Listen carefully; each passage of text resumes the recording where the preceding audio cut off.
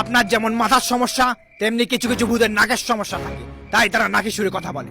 Number 2, ভূতেরা কখনো আপনাদের মতো দাঁত বার করে হা হা করে হাসে না, তারা হাসে মুখে রুমাল চাপা দিয়ে, সে হাসি শোনা যায় না। আর নাম্বার 3, এটা লাস্ট ওয়ার্নিং হিসেবে নেবেন। খুন, পিস্তল, হানাহানি, চুলোচুরি, হাসাহাসি যা খুশি নিয়ে লুকুন, কিচ্ছু বলতে আসবো না।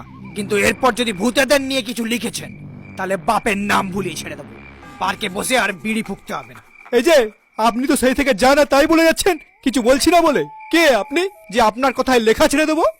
আমি হলাম ভূত পক্ষের সভাপতি ব্রহ্মচরণ দৈত্য। আমার কথা অমান্য করে যদি আবার লিখতে বসেছেন তাহলে লেখার জন্য কালিও থাকবে না, ফোকার জন্য বিড়িও থাকবে না, মানে বাঁচার জন্য জীবনটাই থাকবে না। এই আপনাদের মতো কিছু গবেট লেখকদের জন্য ভূতেদের সব মান সম্মান নষ্ট হতে চলেছে। তার উপর যে বাচ্চারা একসময় ভূতকে ভয় ও শ্রদ্ধার চোখে দেখতো, এখন তারা ভূতের নাম শুনলেই খিলখিল করে হাসে। সব হয়েছে আপনাদের জন্য।